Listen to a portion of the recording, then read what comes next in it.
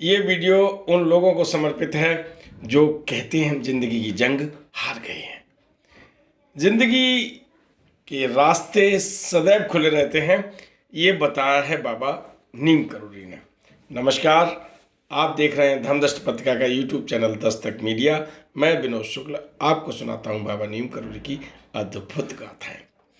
अद्भुत गाथाओं की श्रृंखला में आज हम आपको लिए चलते हैं भीमताल, और भीमताल में जहां महाराज जी एक भक्त के यहाँ विराजमान है। अनेक चर्चाओं के बीच में मंदिरों के ऊपर, मस्जिदों के ऊपर, धर्म से संबंधित जो स्थल हैं उन पर चर्चाएं हो रही हैं।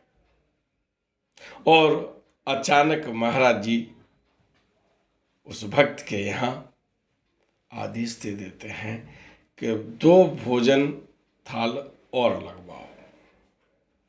है ही नहीं कोई, जो अभी जो हैं भोजन कर चुके हैं और जिनको भोजन करना था उनका भोजन बन चुका है।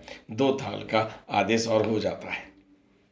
और वहाँ बैठे हुए एक अध्यापक, उनसे कहा जाता है कि जाओ, अरे तू वहाँ चला जा, वो धर्मशाला नहीं है ना, बात तू आवाज़ लगाना, बात 2 लोग होंगे उनको ले वाला। महाराज जी एक आदेश दे देते हैं। अध्यापक महोदय उठते हैं, पहुंचते हैं और देखते क्या है कि जो जगह बताई है महाराज जी ने वो एक बहुत पुरानी धर्मशाला है। कभी वहाँ लोग रुकते थे, आज वो वर्षों से बंद पड़ी हुई देख रहे हैं अध्यापक महोदय। और वहाँ कबूतर है, जाला है, जैसी बिल्डिंग बनी रहती, बंद वर्षों बनी रहती है और जैसी स्थिति हो जाती है, और उन्हें कुछ मालूम नहीं पड़ रहा है। लेकिन जो दरवाजा है वो अंदर से बंद है। मास्टर साहब कहते ना अध्यापक को, तो उन्होंने खटखटाया और बोले, भाई कौन है, बाहर निकल के आओ। अंदर से आवाज आई, मुझे हाथ डिस्टर्ब मत करो भाई, चैन से रहने दो। बताते हैं कि वो तुम्हें बाबा नीम करोड़ी ने बुलाया है। मैं नहीं जानता किसी बाबा को, चले जाओ। मास्टर साहब जब ऐसी बातें सुनते हैं तो वो लौट के आ जाते हैं, महाराज जी को बताते हैं कि हैं तो वहाँ कोई आवाज़ तो दी उन्होंने, खिड़की से खोल के बात तो की, लेकिन उन्होंने कह दिया हम नहीं जानते किसी बाबा को, हम नहीं जाएंगे।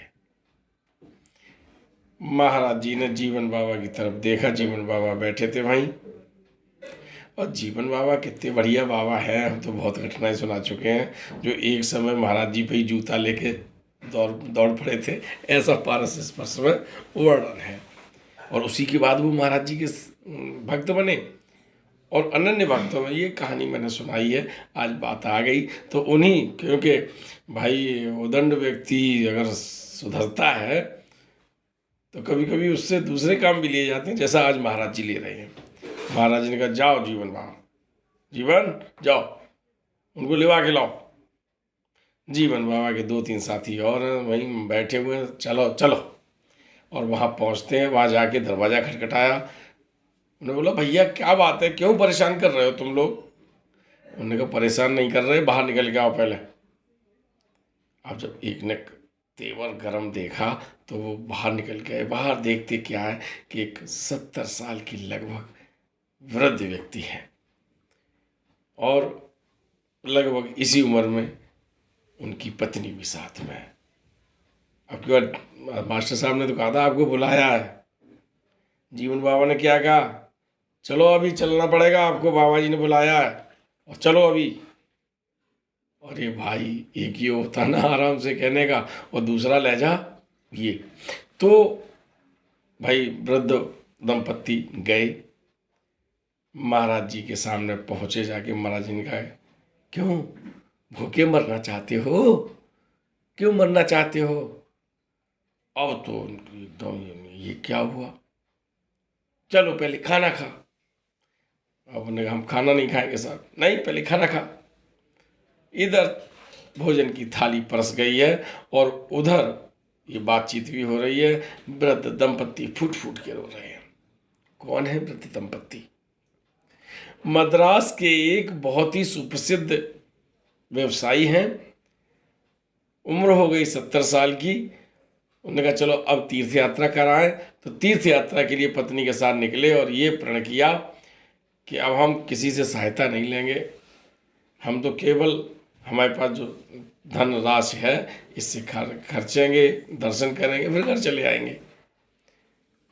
लेकिन हुआ क्या, जब वो कई धाम गए, कई मंदिरों में गए और अल्मोड़ा में जब वो बस से यात्रा कर रहे थे, बढ़िया बढ़िया आदमी भी है अपने समाज में, है ना, नहीं है भाई। तो उनका जो थैला था जिसमें पैसे थे, कुछ खाने की चीज़ें थीं, कपड़े थे, वो किसी ने मार दिया। बड़े दुखी हुए जब वो वहाँ उधर आए तो उन्होंने कहा कि अब हम जिएंगे नहीं, हम भगवान जी की पूजा तीर्थ यात्रा कर रहे हैं और भगवान जी ने हमको ये दंड दे दिया, हम नहीं जानते अब क्या करें। तो जब वो ऐसे निकल रहे थे तो उन्हें एक मकान दिखाई पड़ा, धर्मशाला थी जो कभी वहाँ यात्री रुका करते थे, बरसों से बंद थी। उनने ठीक है वहाँ देखा, कोई नहीं था, धीमे से उन्होंने वो कमरे का दरवाज़ा खोला, खुल गया, अंदर जाके दोनों बैठ गए और जगह पर सब यहीं भूखे प्यासे प्राण तरस देंगे, क्योंकि हम तो पूजा कर रहे हैं। इसमें भी समझ लेना कि आप पूजा कर रहे हो तुरंत फल चाहते हो, ऐसा नहीं, टाइम लगता है। और हमको भगवान ने ये दंड दे दिया, तो अब हम यहीं मर जाएंगे। महाराज जी ने कैसे जाना, कोई टेलीफोन था? अरे भाई हम तो तुम्हें बता रहे टेलीफोन नहीं था, उन्हें तो पता ही था। उन्होंने उनको बुलाया, भोजन करवाया और उन्हें कुछ पैसों का प्रबंध भी करवा दिया वहाँ भक्तों से। वो ले नहीं रहे थे, मद्रास के रहने वाले थे। उन्होंने कहा कि भैया हम नहीं लेंगे, हमने प्रतिज्ञा की थी कि हम यात्रा में कुछ लेंगे नहीं। महाराज जी ने कहा पहुँची कर ले, यानी उधार मान ले, उधार मान के दे देना। दंपत्ति महाराज जी के चरणों में नतमस्तक हो गए हैं और वहाँ से इजाज़त लेके धनराशि मिल गई थी और मद्रास के लिए रवाना हुए। पहले वहाँ से गए वो बनारस, फिर वो अपने घर पहुँचे और उन्होंने फिर ये सब बात अपने बच्चों को बताई। एक दंपत्ति की आत्महत्या करने की कहानी से बचे ना। मैं एक और कहानी चलते चलते सुनाऊं कि उमादत्त शुक्ला, जिनकी बड़ी कथाएं मैंने आपको सुनाई हैं। उमादत्त शुक्ला से महाराज जी का प्रथम मिलन होता है, एक तांगे पे आते हैं। उनकी उमादत्त शुक्ला एक फोटोग्राफर है और उनकी दुकान पर महाराज जी के दर्शन होते हैं। फिर वो उनके घर जाते हैं। लखनऊ में दुकान से घर जाते वक्त गोमती के पुल से जब गुजरते हैं, तांगे पे बैठे हैं महाराज जी और शुक्ला जी, और तब महाराज जी कहते हैं क्यों तू एक दिन यहीं रात में खड़ा था, यहाँ नीचे देख रहा था, मरना चाहता था, तू बड़ा बेवकूफ़ है। और फिर बढ़िया बढ़िया महाराज जी ने उनको सुनाया। अब वो स्तब्ध, केवल उन्हें मालूम था, किसी को मालूम ही नहीं था। शुक्ला जी ने बताया कि हम वास्तव में एक दिन आत्महत्या, जिंदगी की परेशानियों से मजबूर होके हमने कहा मर जाओ सो ही सही है। हम आए यहाँ, हम गोमती नदी के किनारे खड़े हो गए और छलांग लगाने ही वाला था कि एकदम एक प्रकाश होता है और मुझे लगता है कि मुझे कोई देख ले रहा है। मैंने आत्महत्या का विचार त्याग दिया और हम फिर अपने बिल्कुल सामान्य जीवन जीने लगे। ये 2-3 लोगों के प्राण बचाने की मैंने घटनाएं हैं। घटनाएं और भी हैं। आज भी कई लोग कहते हैं और जब ये बताते हैं कि हमने महाराज जी की कथाएं सुनी हैं और फिर हम, जो हमारे मन में विचार आता था कि आत्महत्या कर लेंगे, वो बदल गया है। मुझे भी बहुत खुशी होती है, ठीक है ना। तो मित्रों, जब कभी लगे कि ज़िंदगी में अब ज़िंदगी अच्छी नहीं है, मौत प्यारी लगती है, तो इन लोगों की ज़िंदगी के पन्ने पलट लेना, ये वीडियो देख लेना। और मैं आपको बता दूं कि ज़िंदगी में कोई ऐसा क्षण नहीं है, कोई ऐसा पल नहीं है, कोई ऐसा काम नहीं है जहाँ से ज़िंदगी का रास्ता खुलता ना हो। हर पल खुलता है अगर आप आंखें देखेंगे। और आप कहेंगे साहब आत्महत्या तो सबसे बड़ा पाप है, इस संसार का सबसे बड़ा पाप है। और कभी कोई कहीं पर भी अगर प्रेरित होता है, उसे आप बताएं कि आत्महत्या न करें।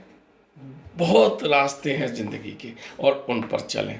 महाराज जी ने बहुत लोगों के प्राण बचाए थे अपने मानव जीवन में भी, आज भी बचाते रहते हैं। बहुत सारी कथाएं हैं और आजकल जब हम सुनाते हैं तो बहुत सारे उदाहरण आ जाते हैं, बातें आ जाती हैं, तो हम बताते हैं। कई और कथाएं हैं, अगली बार हम आपको बताएंगे कि कैसे कैसे कैसे कैसे कितने कितने लोगों को महाराज जी ने अपनी बातों से बचाया है। हमारे संपर्क में भी रहते, आप भी समाज में रहते हो, देखते हो, तो इसलिए जब भी कोई व्यक्ति इस तरह का डिप्रेशन में मिले, ऐसी बातें करे, उसे समझाएं और बताना कि ज़िंदगी में जंग जीती जाती है, जंग में योद्धा हारते नहीं हैं। और जो कस लेते हैं कमर, जो एकदम संकल्प ले लेते हैं, ज़िंदगी हजार रास्ते देती है। ठीक है ना? तो संकट में मत कभी घबराइए और ज़िंदगी की जंग लड़ते रहिए। चल पड़े। राम।